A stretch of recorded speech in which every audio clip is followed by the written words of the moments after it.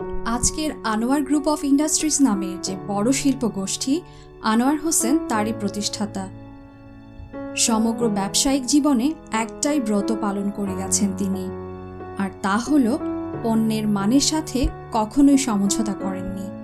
শিল্পায়নের জন্য 2011 সালে পেয়েছেন Bangladesh business award, DHL the daily star ও মাওলানা ভাসানী জাতীয় পুরস্কার সহ অসংখ্য পুরস্কার। একজন সুযোগ্য পিতাও তিনি। সন্তানদের করেছেন সুশিক্ষিত। তার অত্যন্ত প্রিয় একটি উক্তি হচ্ছে, অসত্যের কাছে নত নাহি করি শির, ভয়ে কাঁপে কাপুরুষ, লড়ে যায় বীর। অসত্যের কাছে নত নাহি করি শির, ভয়ে কাঁপে কাপুরুষ, লড়ে যায় বীর। আনোয়ার হোসেনের সমগ্র জীবন অধ্যয়ন করলে দেখা যায় তিনি সারা জীবন বীরের মতোই লড়াই করেছেন। নতুন প্রজন্মের ব্যবসায়ী ও উদ্যোক্তাদের কাছে তিনি এক অনুকরণীয় আদর্শ ও বাংলাদেশের অর্থনীতির জন্য তিনি অহংকার।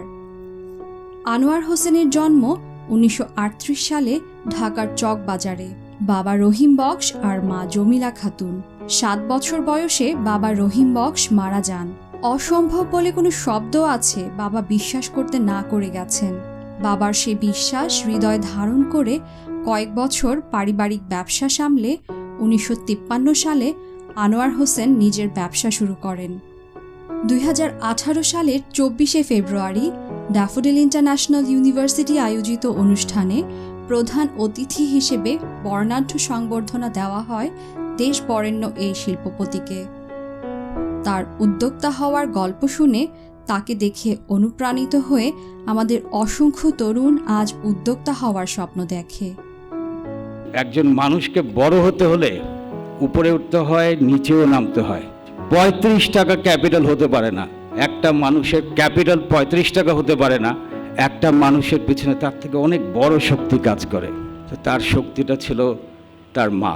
7 বছর বয়স উনি বাবাকে হারিয়েছেন, কিন্তু বাবাকে হারানোর পরে কিন্তু উনি আবার ওনার সন্তানদেরকে কিন্তু একটা চমৎকার একটা ইন্টিগ্রেশন, চমৎকার একটা ফর্মুলার ভিতরে দিয়ে তাদের কিন্তু সমাজে প্রতিষ্ঠিত করেছেন। আজকে প্রত্যেকে একটা ইন্ডিভিজুয়ালি কিন্তু মডেল হিসেবে তারা সমাজে প্রতিষ্ঠিত হয়েছে। প্রথমে আমি সবুর ভাইকে অসংখ্য ধন্যবাদ জ্ঞাপন করছি। আমি ড্যাফোডিল ইউনিভার্সিটিকে ধন্যবাদ জ্ঞাপন করছি যারা আপনারা এই ইন্ডাস্ট্রি অ্যাকাডেমিয়া লার্নিং সেশন যেটা আপনারা শুরু করেছেন, যে এক্সারসাইজটা শুরু করেছেন, it is extremely important. And this is something that we, from trade organizations and of course from business houses, আপনাদের সবারই মনে আছে, আমরা সবসময় বলে আসছি, there is a big gap between the academia and the industry. ইন্ডাস্ট্রিতে কী প্রয়োজনীয়তা রয়েছে এবং আমরা বই কিতাবে যা শিখছি তার ভেতরে একটা গ্যাপ থেকেই যাচ্ছে, এবং এই ব্রিজটা করার জন্য এই ধরনের industry academia learning sessions are extremely important. আমাদের শেখার প্রয়োজন not only from the success stories but also from the ফেইলিয়ার্স। কারণ আজকে যে ভুলগুলো আমরা করছি সেটার থেকে আমরা কি শিক্ষা নিচ্ছি সেটাও কিন্তু আমাদের জানা প্রয়োজন, এবং সেখান থেকে যদি আমাদের ভুলগুলোকে আমরা শুধরাতে না পারি তাহলে কিন্তু আমরা আবার আরেকটি ভুলের দিকেই আমরা এগিয়ে যাব। এই কথাগুলো অ্যাকচুয়ালি আব্বার কাছ থেকে সবসময় শিখেছি। আমরা আব্বার আজকে অনেকগুলো কথা শুনেছি। আমি কিছু পয়েন্টস আমি আজকে আবার তুলে ধরবো আমার বক্তব্যের ভেতরে, বাট প্রতিটার ভেতরে আমি চেষ্টা করব যে আপনাদের, বিশেষ করে স্টুডেন্টসরা যারা রয়েছেন, হয়তোবা যারা আগামীতে এন্টারপ্রেনিউর হতে চাচ্ছেন, অথবা even if you are not an entrepreneur, please keep in mind that হয়তোবা আপনারা যে বিজনেসে জয়েন করবেন অথবা যে ব্যবসা প্রতিষ্ঠানে আপনারা চাকরির জন্য যদি জয়েন করেন, keep in mind that you are the business leader of that organization. We are entrepreneurs, you are the businessman or woman. কেন? কারণ আমি হয়তোবা উদ্যোগ নিচ্ছি, কিন্তু আমার এই উদ্যোগটাকে কিন্তু এগিয়ে নিয়ে যাচ্ছেন আপনারা। So it is extremely important that you walk the same path as the entrepreneur, so you can also become an entrepreneur tomorrow. আমরা আজকে শুনেছি যে উনি obviously it's almost like a Hollywood Bollywood মুভির স্টোরি লাইনের মতো, from riches to rags and then to success, ইনশাআল্লাহ। উনি যদি করতে পারেন, আমরা আজকে ওনার কথা শুনেছি যে ওনার ফর্মাল এডুকেশন ছিল না, বাট উনি কিন্তু নিজেকে সেলফ এডুকেট করার জন্য কোনো সময় পিছু পা হাঁটেননি। He had a photographic memory. He had a memory যে উনি কথাটা শুনে উনি কিন্তু ঠিকই লিখে রাখতেন এবং ওটাকে নিয়ে আবার স্টাডি করতেন। আমি আবারও বলছি, হি হ্যাড আ ফটোগ্রাফিক মেমোরি। উনি এখন পর্যন্ত আমরা যে জিনিসগুলো ক্যালকুলেটর ইউজ করে অ্যান্সার্স বের করি, উনি আমাদের থেকে তাড়াতাড়ি he would give you the results. He did not learn times table. He did not learn how to use a calculator. But it's, he's one of those genius people that Allah Ta'ala হয়তো বা পাঠিয়েছেন কিছু একটা করার জন্য। বলার উদ্দেশ্যটা ছিল যে উনি যদি করতে পারেন তাহলে আপনারাও পারবেন। He believed in something in us that he saw in us that we can lead the largest and the most respected trade organization in Bangladesh. He created many leaders, starting from Mahbubur Rahman Saib. They have worked together to create so many business leaders. Why? Because they believed that আমাদের ওপরে দায়িত্ব যেটা অর্পণ হয়েছে বাংলাদেশকে এগিয়ে নিয়ে যাওয়ার, সেটাকে লিড দিতে হলে we needed selfless people who will talk about business, for business and for Bangladesh. Mala Shari কোথা থেকে আসলো? He looked at the population, he looked at the opportunity and he said, ওই সময়তে তখনও 40 to 50% of our population was women, and প্রতিটি মহিলার ধর্ম যেটাই থাকুক, বিয়ে তো একবার হবে, তার জন্য একটা বিয়ের শাড়ি জীবন একটা প্রয়োজন হবে। And he wanted to make that বিয়ের sari. Not only was he making printed cotton shari and everything, but he was making that one beer shari that everyone needed, at least every woman needed in their life. So that was his target, that he was looking at that 50% of the population wearing two wedding saris in their lifetime. That was his target. এই ধরনের অনেক products রয়েছে যেগুলো উনি he looked at it from a very simple perspective. Abba was always very methodical. He always had very good habits. He maintained good health. He ate well. He walked every day, not kilometers after kilometers, but ওনার একটা particular routine ছিল যেটা উনি প্রত্যেকদিন হাঁটতেন। ঘরের ভেতরে হলেও হাঁটতেন, বাইরে গেলেও হাঁটতেন।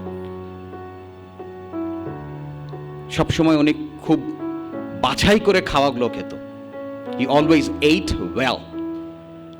একটা ইংলিশে কথা আছে, গার্বেজ ইন গার্বেজ আউট। আমরা আজকে যা খাই, it's garbage. So obviously we are bringing in health hazards into ourselves, but he was always very methodical into what he ate. He was always fond of food. Kacchi biryani যখন বাবুর্চি রান্না করছে, উনি বাবুর্চির সামনে দাঁড়িয়ে থেকে দুধ কতটুক দিতে হবে, জাল কতটুক দিতে হবে, ওটা কিন্তু উনি জীবনে রান্না করতে জানতেন না, কিন্তু বাবুর্চিকে ইনস্ট্রাকশন ঠিকই দিতে জানতেন। হি ওয়াজ ভেরি অর্গানাইজড। উনি আমাদেরকে সবসময় বকা দিতেন যে আমরা নোটস নিই না কেন। Always take notes and always mark of what you have achieved. Always put a date, যেটা আব্বা সবসময় করতেন। উনি কাজটা লিখতেন, কবের ভেতরে কাজটা শেষ করতে হবে সেটা লিখতেন, অ্যান্ড ওয়ান্স ইটস ডান উনি সবসময় টিক অফ করে দিতেন। অ্যান্ড মাঝে মধ্যে আবার ওটাকে যে ব্যাক করে দেখতেন যে কাজগুলো আমি সঠিক সময়ের মতো আমি শেষ করতে পেরেছি কিনা। মা এবং ভাইরা দুজনই সবাই বলেছেন যে হি was very hard working.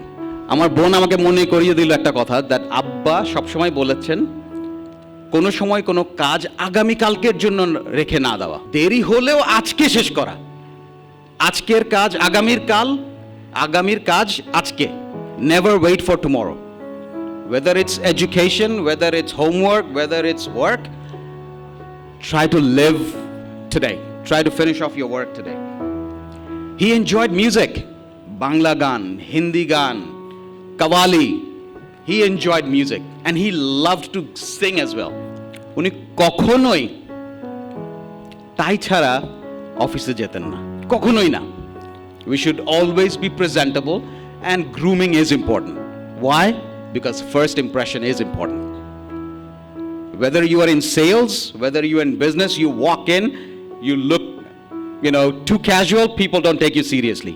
You smell bad, people try to keep you outside of their door. Grooming is extremely important. ওনার ভেতরে আরও কয়েকটা গুণ ছিল যেটা উনি সবসময় অ্যাজ এ রুটিন উনি সবসময় সেটাকে মাথায় তুলে রাখতেন। To be ethical in business. উনি কখনোই কাউকে ঠকানোর চেষ্টা করেনি, জেতার চেষ্টা করেছে, ঠকানোর চেষ্টা করেনি। আরেকটা কথা উনি সবসময় আমাদেরকে বলেছে, কিনতে যদি না যেত বিক্রিতে কোনো সময় জিততে পারবা না। কথাটা কি কেউ বুঝতে পেরেছেন? If you do not win when you purchase, you will never make a profit when you sell. You always have to be cautious with your purchases. এটার জন্য আব্বা সারা জীবন প্রতিটি কোম্পানির পারচেজ নিজের হাতে রেখেছেন এবং আমাদেরকেও সবসময় এনকারেজ করেছেন যে পারচেজ যেন আমাদের নিজেদের হাতে থাকে। ওয়ান্স অ্যাগেন, খরিদে যদি না জিতেন বিক্রিতে কোনো সময় জিততে পারবেন না।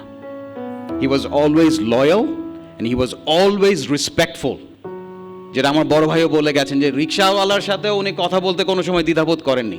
He always wanted to reach out to people. He always enjoyed talking to people. Not just by his nature. He also wanted to learn from everyone. সেই রিক্সাওয়ালার কি সমস্যা আছে, সেখানে কি করা যেতে পারে, আর আপনার কর্মচারী হোক আর ফ্যাক্টরি ওয়ার্কারই হোক, উনি সবসময় একটা শেখার একটা উদ্দীপনা ওনার ভেতরে ছিল। And that's why he has won the hearts of so many people. He's respected by so many people. কাজ করতে যে হয়তো বা 10টা কাজ ভুল হতেই পারে, বাট সেটাকে কিন্তু শুধরাতেও হয়। And this is what he had in his character all his life. যে কাজ করতে গেলে ভুল হবে, ব্যবসা করতে গেলে লস হবে, বাট তোমাকে সেটা থেকে শিখতে হবে। He was a great leader. Besides being a father, he was a great leader. He established a corporate culture in the company even before we came in. The moment we came into the business, he stepped away. নামে কলমে chairman ছিলেন, উনি কোনো সময় কর্মে আমাদের কাজে interfere করেননি। উনি সবসময় আমাদেরকে বলেছে, কাজ দিয়েছি, কাজ শিখো, ভুল হলে সেটার থেকে শেখো। যদি তোমার কাছে মনে হয় তুমি ভুল করতে যাচ্ছ, come to me for advice. I am there as your advisor. I may be the chairman, but I am there as your advisor. I will not interfere in your work. উনি চেষ্টা করেছেন। হয়তোবা Mahmud was too close to Abba because he was heading the textile division, which is the core business of our company. হয়তোবা আব্বার সাথে ওর অনেক বেশি যোগাযোগ হতো। But obviously I came in at a much later stage in 97. একবার ফেরত আসলাম, তারপর আবার 2000 সালে ফেরত এসেছি। আমার পাস্ট প্রেসিডেন্টসরা এখানে অনেকে বসে আছে যে হারামের পয়সা খাবি না। This is not your money, this is your members' money. You must respect your father. You must respect your teachers. You must respect or must learn to respect your elders. Please take care of your parents. দেশের অন্যতম বৃহৎ শিল্প গোষ্ঠী আনোয়ার গ্রুপের chairman আলহাজ আনোয়ার হোসেন গত 17ই August এই পৃথিবীর মায়া কাটিয়ে না ফেরার দেশে পাড়ি জমিয়েছেন। আমরা তার বিদেহী আত্মার শান্তি কামনা করি এবং মহান রাব্বুল আলামিনের কাছে প্রার্থনা করি তিনি যেন তাকে জান্নাতুল ফেরদৌস দান করেন। আমিন।